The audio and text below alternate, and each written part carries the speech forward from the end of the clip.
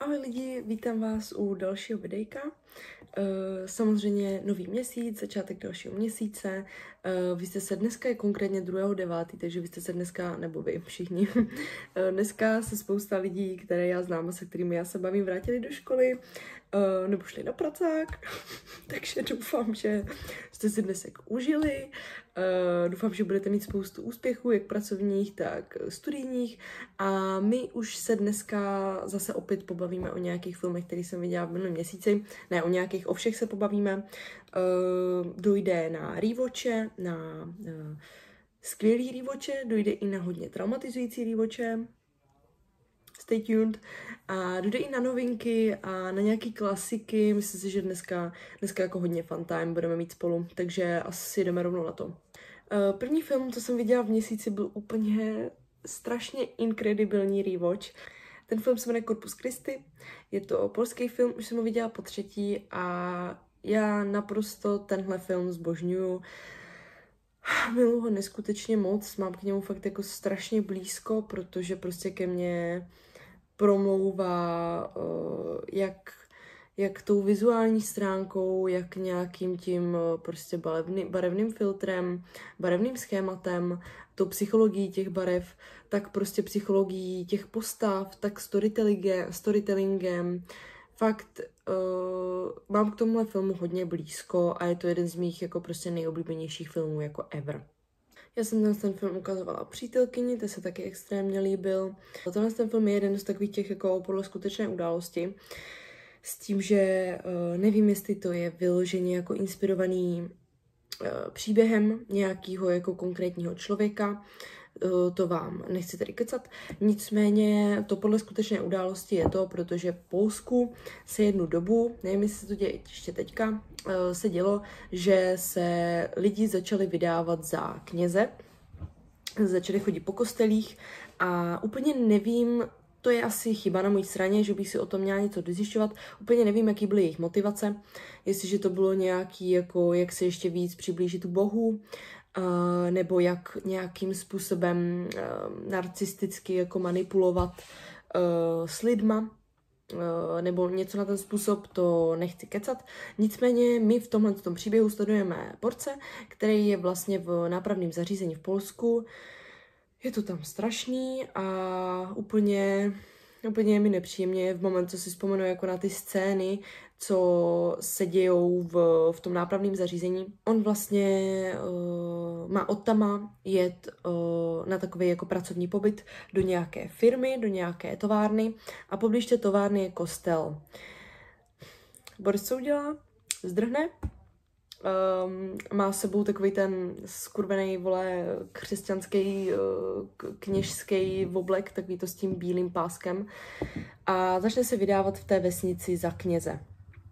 Ještě abych to uvedla na pravou míru, on vlastně v tom pasťáku nějak jako přičichl ke křesťanství a nějak se v tom viděl a jde fakt vidět, že prostě ten člověk je neskutečně hodnej, jenom prostě má určitý nějaký jako problémy a nejspíš ho i stáhla nějaká jako jeho skupinka kamarádů a takový to klasický. Nicméně v tom pasťáku fakt jako začne věřit na Boha a fakt má jako zájem o to se stát knězem. Bohužel vzhledem k tomu, že má prostě zápis v trestním rejstříku, který je celkem velký, vy si můžete myslet, že jako já nevím, kradl cigára nebo něco takového. Ne, ten týpek reálně ublížil lidem. Takže prostě nemůže jít studovat na kněze, nevím teďka, jak se to jmenuje, teologie, nemůže jít studovat teologii ani nic takového.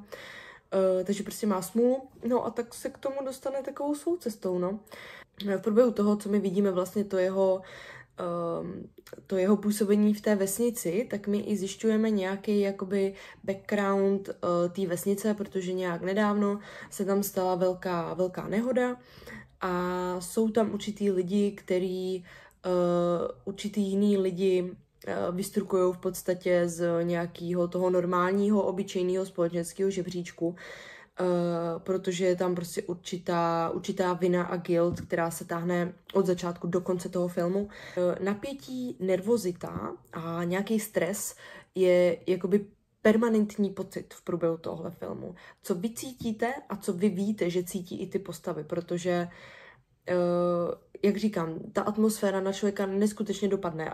Jsou tu krásný, fakt jako nádherný landscapes, všechno je točený statickou kamerou, vypadá to neskutečně dobře, vypadá to skvěle, hodně se tu dobře vyhrávalo s framama na kameře vidět, na obrazovce, jakoby, jaký jsou úhly a tak.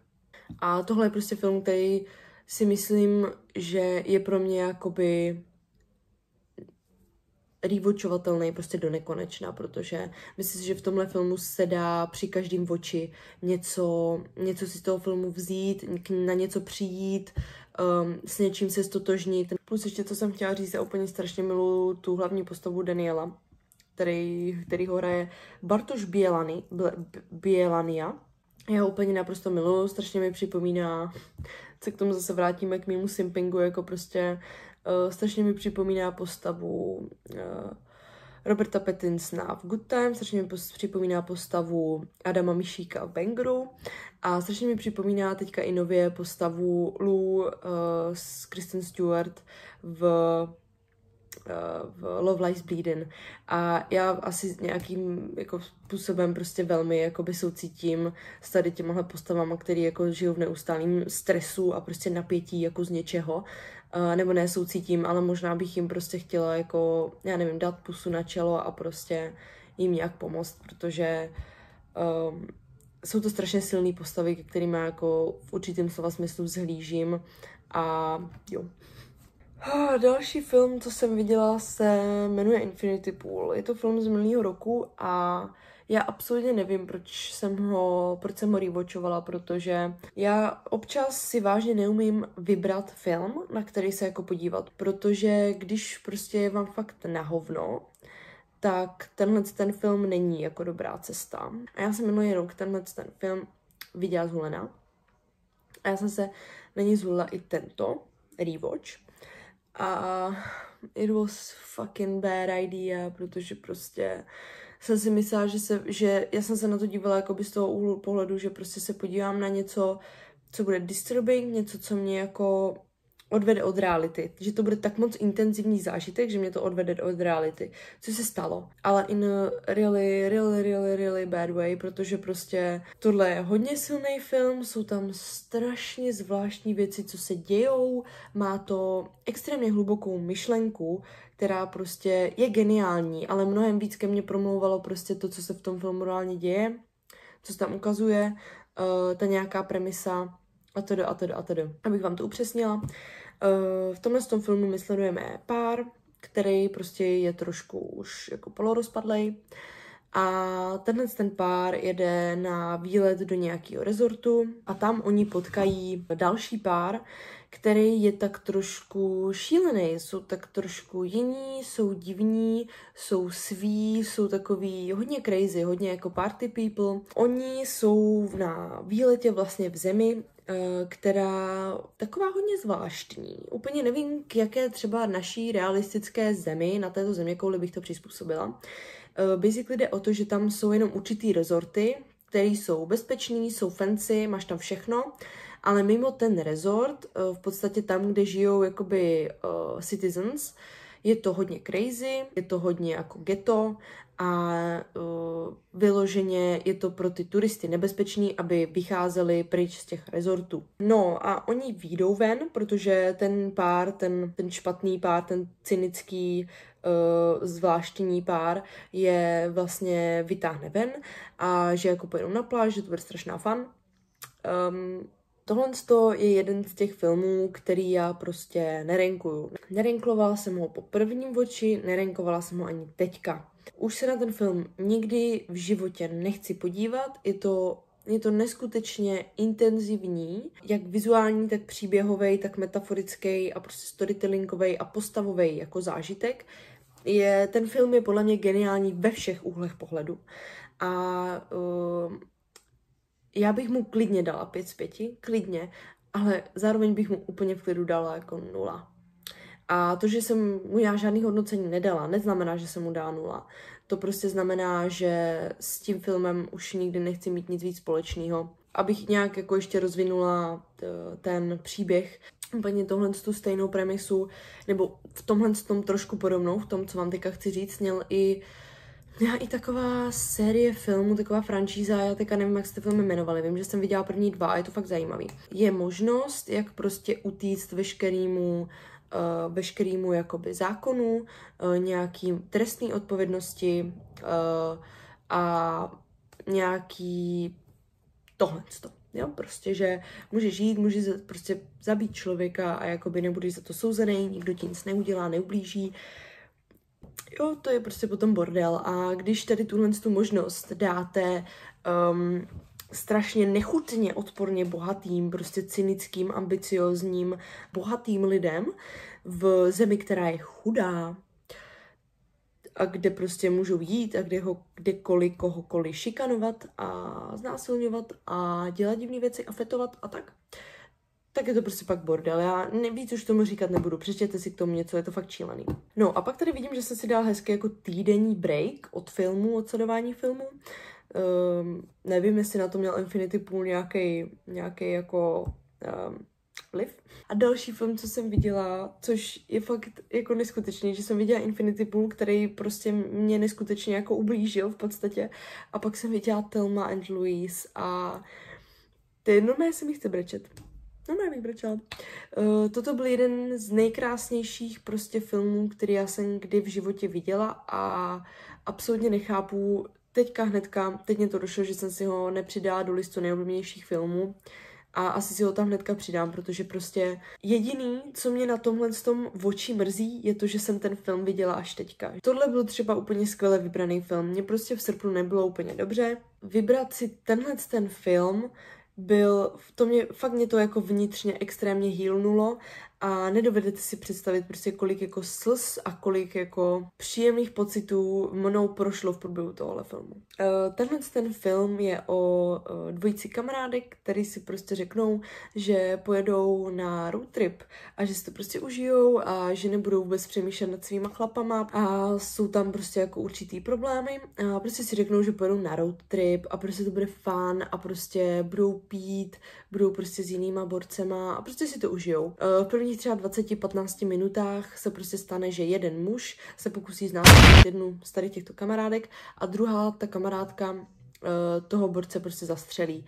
A od tohohle momentu jde všechno v podstatě jenom z kopce, ale vlastně je to tak neskutečně intimní a strašně příjemně intenzivní jako útěk tady těch dvou a oni postupně jakoby další a další crimes jako dělají a mají u toho hroznou fun a je jim to úplně všechno uprdele a ten konec byl fakt jako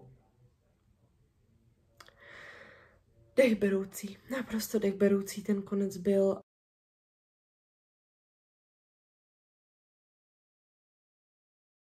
Jen se měli rádi, protože prostě celou dobu na to byly jenom oni dvě sami. A i přesto, že každá z nich prostě po té cestě toho hromadu posrala, tak prostě se měli rádi, zvládli to spolu, spolupracovali spolu, měli prostě fun. Nevím, co víc tomu mám říct. Je to strašně příjemný zážitek to byl. Určitě můžu doporučit, je to jeden z takových těch fakt jako feel good filmů, kam třeba patří. To jsou takový ty feel good filmy, který jakoby jsou feel good, ale nemají třeba dobrý konec, anebo se v průběhu toho příběhu stane prostě pár jakoby nepříjemných, smutných věcí. Tam třeba bych do toho zařadila i Little Miss Sunshine nebo Secret Life of Walter Mitty. Myslím, že také se ten film jmenuje, s Benem Stillerem. To byl strašně krásný film. A určitě bych tam dala i Thelma and Louise, takže určitě můžu doporučit, jestliže vás zajímá něco takového. Odehrává se to kolem Texasu a tady tohle, takže je to tam samá poušť, samý kanion, takže fakt i ten setting byl jako úplně super. Jsme tam v takových těch motelích, je tam Brad Pitt, je tam sex scene s Bradem Pittem a tak, jo, takže určitě podívejte se, je to fakt roztomilý. Další film, co jsem viděla, bylo Vesničková středisková. Byl to pro mě first watch. Já jsem ještě nikdy neviděla Vesničková středisková. Já mám hodně ráda český filmy, takový ty 70-kový, 80-kový. A toto byla moje taková jako mezera, taková jako díra. Já prostě miluji český film, protože to je neskutečně, nebo to je něco tak neskutečně jako hloupýho a prostě stupidního a ten humor je vystavený fakt na hloupých, očividných, ale tak krásně realistických věcech. Ale zároveň je to vždycky strašně lovely a milý a peaceful a prostě úplně jakože prostě ty český filmy, fakt i tenhle ten film měl tak skvělou zápletku, jakože takovou skvělou myšlenku. A já mám obecně strašně ráda filmy, který prostě v podstatě jenom dropneš kameru na jako mezi partu různých, prostě různorodých lidí a sleduješ, jak spolu komunikujou, vychází, jaký má každý z nich problémy, jak jsou tam ty propletený vztahy, jak to někde úplně neklape a někde to zase klape až moc, až by jakoby nemělo. A ten typ prostě filmu mám strašně ráda, úplně obyčejný, že jenom prostě teď tady sledujeme životy jako několika postav, prostě enjoy. Skvělý humor, jakoby já miluju český humor, já miluju britský a český humor, ale český, to je fakt jako síla golden, jak jsem říkala, to je prostě vždycky vystavený na tak jako autentických prostě situacích, které jako se nám všem dějou. My Češi v podstatě můžeme fungovat jenom jakoby pomocí referencí, frází nebo různých jako větiček z českých filmů, takže jako tak. Teďka přišel velký den, 21. srpna, sešla jsem se já, moje přítelkyně a Daník v kině a šli jsme na předpremiéru Longlexe. Úplně upřímně, čekala jsem od toho mnohem víc. Tohle možná znělo až moc dramaticky, ale myslím si, že tady nejvíc pohořel marketing.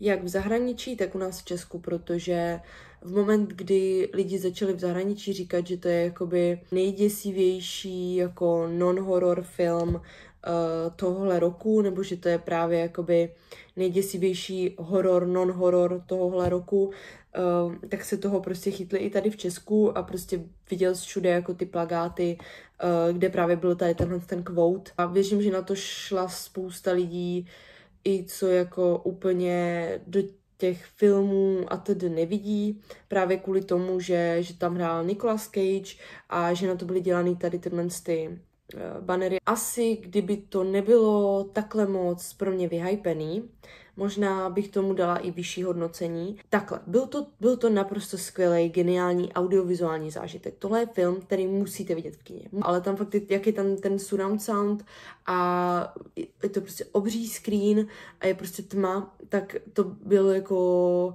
nepopsatelně skvělý zážitek. To jsem psala, přesně tohle stejný jsem psala i v review na Letterboxd. Zde mi Letterboxd, to já dělám prostě vždycky tohle z toho, sorry. Ten film, když se nad ním zamyslíte, jak musel vyznít jenom na papíře a jak ten film vlastně působí jenom na papíře, jak si myslím, že působil scénář toho filmu, nemyslím si, že by to dotáhl až tak daleko s tím scénářem někdo, kdo úplně právě není na hodně tady to audiovizuálno, ale vzhledem k tomu, že Oz Perkins, já jsem od Oze Perkinsona viděla, k tomu se ještě dostaneme k jednomu tomu filmu, viděla jsem od něj další 2 filmy, taky jsou to jakoby semi-horory, není to nic vyloženě horor, ale jsou to právě taky hodně filmy založený na prostě dobrým skóru, soundtracku, skvělý kameře, intenzivním a chytrým color schemu. Tady ten balíček věcí Longlexu neskutečně moc dodal na nějakým stoupnutí na mým jako osobním žebříčku. Můj hlavní důvod, proč já jsem ten film chtěla vidět, bylo hlavně obsazení, protože prostě tady hraje Maika Monroe. Já prostě jako říkám jméno Maika Monroe jako skoro v každém jako videu a miluju to, budu jí dělat prostě reklamu i zadarmo, jako I would do anything for her. A hraje tam Nicolas Cage. V moment, kdy ho dostane k ruce někdo, kdo s ním úplně neumí, nebo kdo není úplně tak dobrý režisér, tak je to většinou flop. Ale ten film a Oz Perkins hlavně udělali teďka z Nicolase Cage jako brutální hvězdu, protože Nicolas Cage byl jako bombovej v tomhle filmu, bombovej. On prostě strašně umí hrát ty weirdos, on prostě si umí vybrat dobrý projekt, nebo teďka za posledních pár let mi to tak přijde, že si na tom dává záležet a že jde nějakým určitým směrem, jako jaký projekt si prostě vybere, co odkýve komu a s kým jako bude spolupracovat. Nicolas Cage byl skvělej, Nicolas Cage fakt jako husina a bylo to celý ten film, jsem měla pocit, že se koukám na něco, na co se dívat nemám, jakože je to prostě, působilo to strašně real. Byť tam byly nějaký jako plot holes a taky si myslím, že nejsme blbí, nebo minimálně myslím si, že je člověk, který má prostě nakoukáno, což, sorry, nechci být jako nijak divná, ale já vím, že mám nakoukáno. A dalo se prostě odtušit, co se kde stane, k čemu ten příběh prostě spěje, kam ten vítr vane, jak se říká. Příběhově to bylo hodně jednoduchý a jak říkám, to, co bylo podle mě úplně původně napsané na papíře, muselo působit jako lehce obyčejnější, lomenou, možná nudnější projekt, který prostě se inspiroval, což teda je jakoby normální jako věc, kterou prostě Os Perkins jako řekl nahlas, že se prostě inspiroval Mlčením jehňátek, 7, ten zážitek, který vy z toho můžete, ten nejintenzivnější zážitek, který z toho můžete vyžímat, je prostě to jít do toho kina a zaměřit se na to audiovizuálno, jak tady prostě funguje hudba, jak tady funguje editing, vibe dobrý, premisa trošku jednodušší, to stejný storytelling, hodně dobře tady byla navozována atmosféra, takový to, že ten úhel kamery je udělaný tak dobře, je daný tak dobře, že prostě vy se máte zaměřit na jednu půlku screenu, ale vás ta druhá prázdná půlka screenu prostě nenechává klidným. Vy prostě pořád koukáte jenom na tu jednu půlku, protože máte strach, že se tam něco objeví, že tam něco blikne, že tam bude nějaký záblesk, že od tam půjde nějaký zvuk prostě slyšet. This type of shit. Je to fakt heavy. Je to fakt heavy, ale prostě říkám, 3,5 naprosto stačí. Tento měsíc byla at my house přespávačka, takže samozřejmě se dívalo na nějaké filmy, bohužel se nedívalo na ty filmy, na které jsme se chtěli dívat, ale to je jedno. A jeden z těchto filmů byl Quiet Place, což já jsem viděla asi 2krát, někdy, když to vyšlo, což bylo rok 2018. Tento film mě nechává velmi chladnou. Ne, že by se mi úplně nelíbil nebo něco, jakože já to oceňuju, je to super natočený, vypadá to dobře, působí to dobře, je to geniální, je to chytrý, i když jsou tam plot holes. Je to zase taková ta situace, že prostě cením to a vím, že by se mi to mělo líbit, ale prostě se mi to nelíbí a nemám úplně konkrétní žádný jako specifický důvod proč, prostě jenom se mi to nelíbí. Takže já asi nemám jakoby víc co říct ke Quiet Place, navíc jste to podle mě všichni viděli. To byla taková ta žánrovka, která prostě jako brutálně vybuchla a kterou prostě šel na ní každý do kina a každý prostě chodil na ten sequel a na ten prequel a všichni se z toho prostě mohli zesrat. Další film, co jsme viděli na té přespavačce, byly Mimoni 2, což bylo strašně vtipný, protože já jsem Mimoně 2 viděla v kině s mou slečnou a s Danem taky, to stejný kombo, co jsme byli na Long Lexu, což byly 2 jediný filmy, na kterých jsme společně byli v kině s touhle jakoby sestavou. Jo, Mimoni jsou prostě vtipný, já nevím, co mám úplně říkat k Mimonium, jako byl tam asi jenom jeden fart joke, což bylo moje review, což bylo moje původní review na ten film, když jsme to viděli v kině, tak moje slečna si stěžovala na to, že tam bylo málo fart jokes. Souhlasím, myslím, že tam byl jenom jeden. Velmi lame. Jo, mám to ráda, je tam písnička od Phoebe Bridgers. Já jsem spokojená, jakoby 3,5 a prostě jedeš dál. Je to prostě pohádka pro děti a je to od Illuminations, jakože tam úplně se nedá nic moc hledat, je to prostě jenom pokračování jakoby franšízy, která prostě bere dobrý cash, to je všechno, která se prostě chytla od Illuminations. Další film, co jsem viděla, je jakoby totální chick flick, prostě Scream Queen shit a to byl The Craft z roku 1996. Wow, já jsem si myslela, že to je třeba 99 nebo něco takového, nebo 2000 i klidně. Tenhle ten film byl fajn, bylo to v pohodě, toto zní jako hodně docela singly, nemá to znít takhle, ale I enjoyed it, mělo to super jako energii, super drive, skvělej vibe, prostě ty late 90s úplně, ty fity, ty kostýmy, oh můj bože, ten make-up, oh můj bože. Možná by stálo za to si něco o tomhle tom filmu jako zjistit, co se dělo prostě, když jakoby vyšel, protože věřím, že v té době musel ten film dělat jako brutální bordel.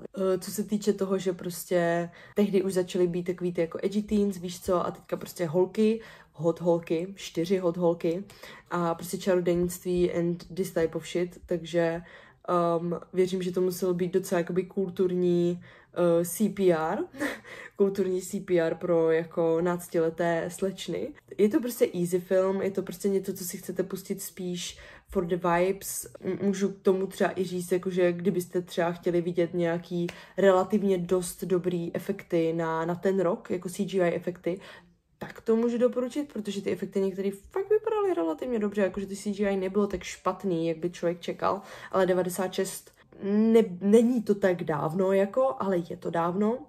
Potom ještě třeba vás na to můžu nalákat skrz ty postavy. Byly jednoduchý, ale ty archetypy a nějaký ten vývoj té postavy, že každá z těch 4 byla hodně jako specifická a měla svý nějaký kouzlo, měla svý nějaký prostě problémy, ať už jako nynější nebo nějaký traumíčko z minulosti.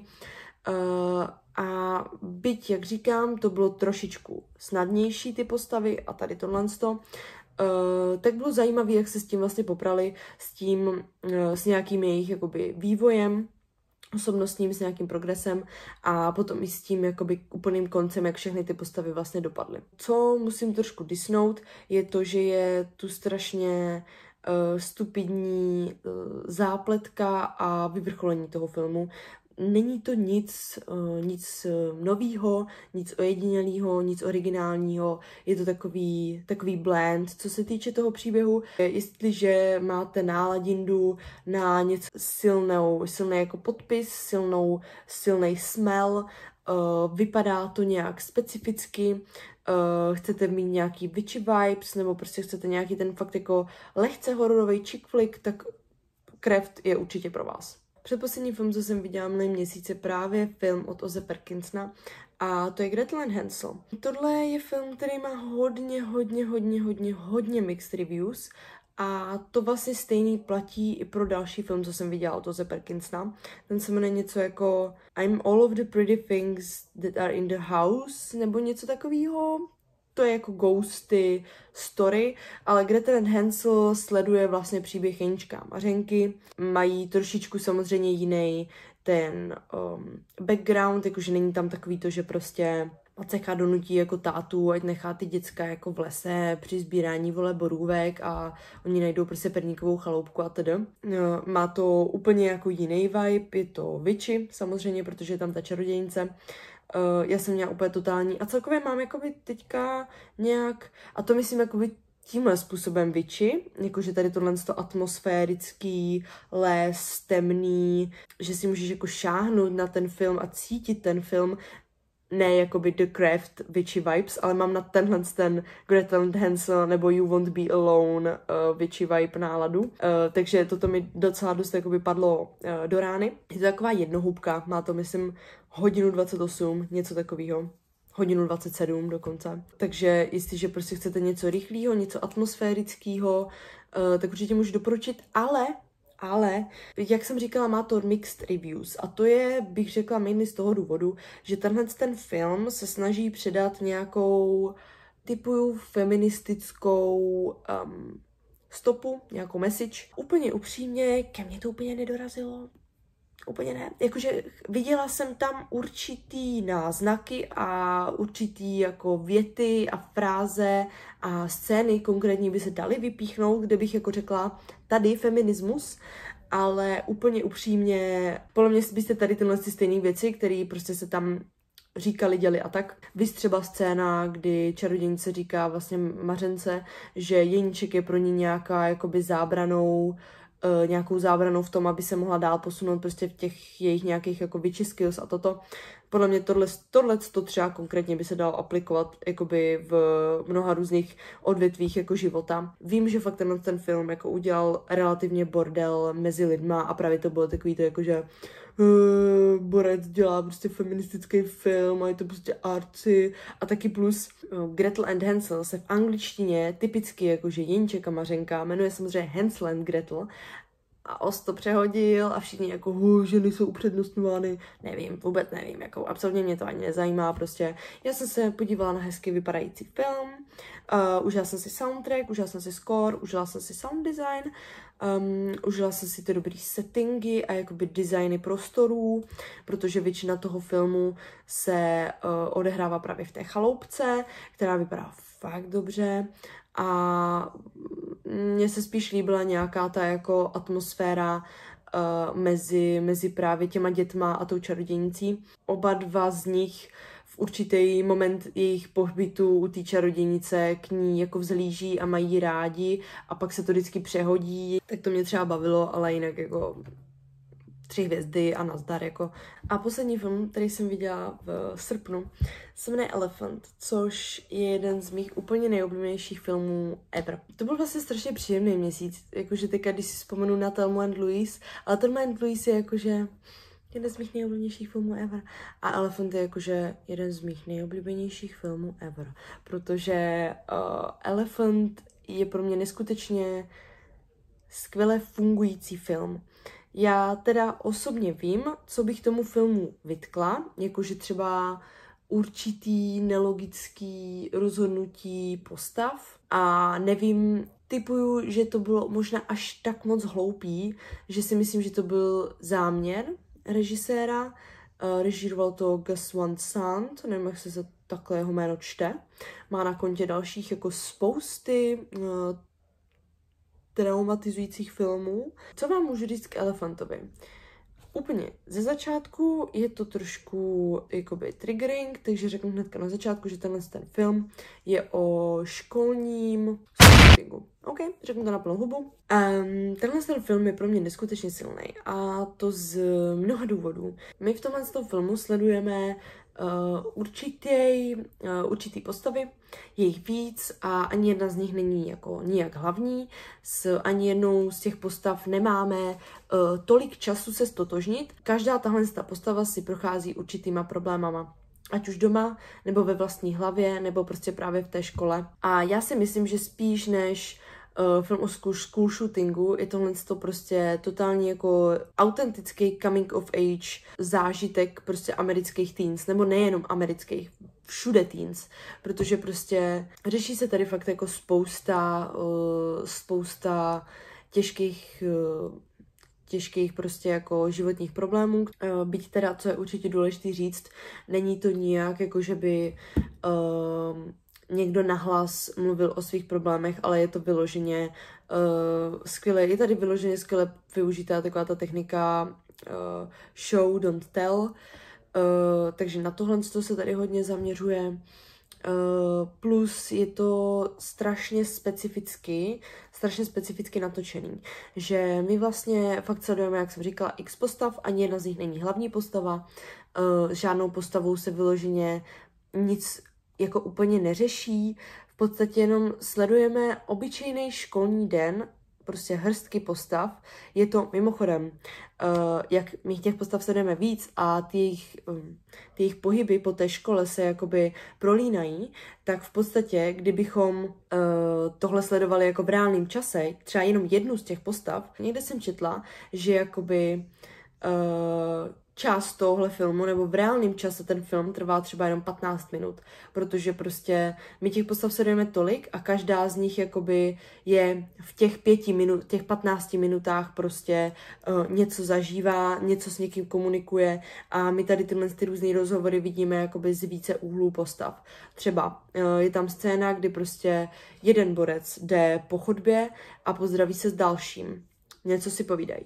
A pak je tam scéna z POV toho druhého borce, kdy jde po chodbě, potká toho prvního, pozdraví se, něco si povídají. A pak je tam POV jedné holky, která prostě probíhá kolem nich a jenom je vidí, jak se prostě pozdraví, povídají si. Toto je naprosto geniální, úplně naprosto, a jsou tam fakt jako dlouhý záběry, kdy my prostě procházíme, jakože vidíme jenom jako záda nějaké té postavy a takhle prostě jdeme za ní prostě celým prostě areálem školy, bez katu, bez jednoho jediného katu, prostě my jdeme, to prostě slow burn shit, protože vlastně v tom filmu se nic neděje v podstatě, ale ty postavy k nám, nejen ty postavy, ale celý ten příběh a celý ten vibe toho filmu k nám promlouvá úplně skrz ty nejjemnější nuance a působí to fakt nadpřirozeně, jakože já nevím vůbec, jak to mám popsat, to je prostě tak, to působí fakt jak z jiného světa, ale zároveň je to ta nejvíc raw prostě teenage prostě boy slash girl experience, kterou prostě můžete zažít, jako. Jestliže jste byli na střední škole, tak tam nějaký filtr použitý, který utlumuje veškeré barvy, takže to celé působí tak jako bland, tak jako už teď vlastně mrtvě, už od začátku toho filmu to působí mrtvě. Ten film má 1:21 a je tam jakoby spousta a fakt já vím, že ten film není pro všechny, protože ten film má 1:21 a my většinu toho filmu prostě jenom chodíme za postavama a sledujeme, jak s někým interagujou, jak tamhle se o nich někdo bavil, jak prostě tamhle se na ně někdo díval, nebo jak prostě jaký mají kde problémy. To prostě úplně stačí. Mně to prostě úplně stačí a já se neskutečně těším, až se na ten film budu zase někdy jindy, až ho budu znovu někdy rewatchovat a budu se moc zaměřit na nějaký jiný detaily, protože tady de facto o ty detaily, tady de facto o to, jak ty postavy mluví, jak ty postavy chodí, jak jsou ty postavy oblečený, ty kostýmy jsou tu geniální, to oblečení, vlastně ten design těch postav. Tohle to všecko prostě pro mě dělá jako... Všecko je součástí storytellingu tady v tomhle filmu, úplně všechno. A couldn't be happier.